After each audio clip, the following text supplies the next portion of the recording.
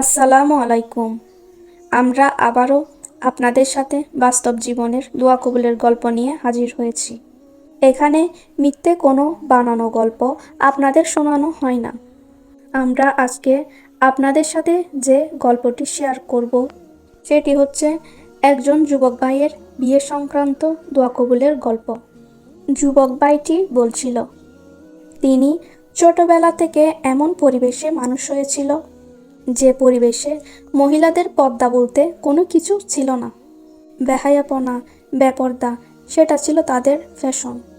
তিনি বলতেন, তিনি যেহেতু মুসলিম ফ্যামিলি থেকে বিলং করতেন, যার কারণে তিনি ছোট্টবেলা থেকে ইসলামকে বুঝতেন। কিন্তু তার মধ্যে মেয়েদের একটা দুর্বলতা কাজ করত। যখনই তিনি মেয়ে দেখতেন, নিজেকে কন্ট্রোল করতে পারতেন না। তিনি জানতেন কোনো নন মাহারাম মেয়ের দিকে তাকানো পাপের কাজ। এটা অত্যন্ত পাপের কাজ আল্লাহ সুবহানাহু তাআলার কাছে। তবুও তিনি নিজেকে সামলাতে পারতেন না। যখনই তিনি কোনো মহিলা দেখতেন, তার সাথে গিয়ে আড্ডা দিতেন, গল্প করতেন। এভাবে তিনি আস্তে আস্তে বড় হতে থাকে।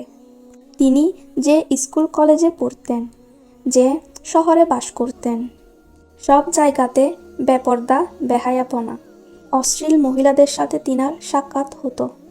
কিন্তু দিন শেষে তিনি যখন বাড়ি ফিরত, তখন তিনি নামাজ পড়তেন।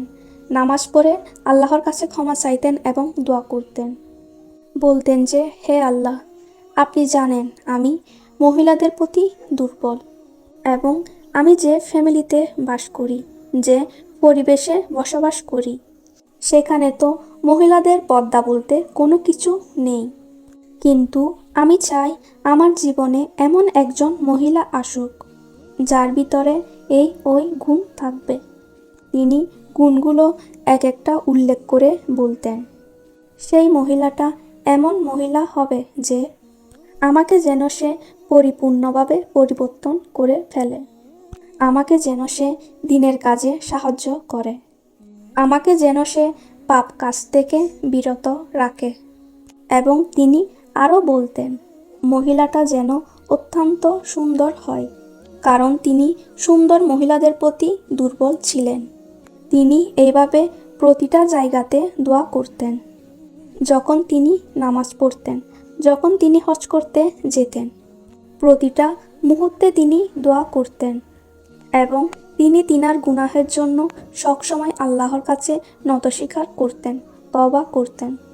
এভাবে করতে করতে একদিন তার বাড়িতে হঠাৎ করে বিয়ের সম্বন্ধ আসে। বিয়ের সম্বন্ধটা ছিল সেই রূপ, যেই রূপ সে আল্লাহর কাছে দোয়া করেছিল।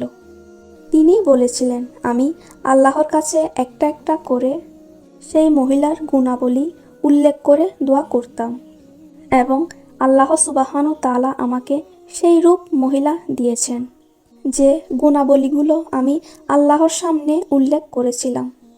সেরকমই গুণাবলী সম্পূর্ণ বিয়ের সম্বন্ধ আমার বাড়িতে এসেছে।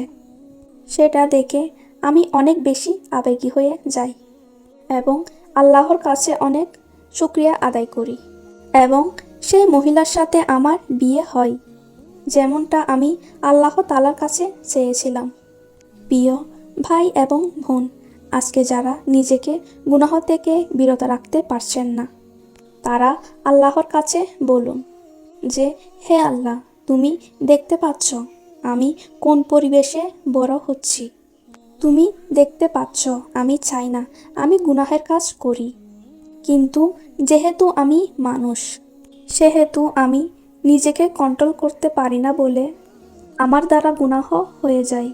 কিন্তু তুমি আমাকে এমন পরিবেশ দাও, এমন মেয়ের সাথে আমাকে বিয়ে দাও, যে মেয়েকে দেখলে পৃথিবীর কোনো মেয়েকে দেখতে ইচ্ছে করবে না, যে মহিলা আসার পরে আমার জীবনে আর কোনো মহিলার কাছে যেতে ইচ্ছে করবে না। এ ধরনের মহিলার সাথে আমাকে বিয়ে দাও। এ বলে তো আমরা দোয়া করতে পারি।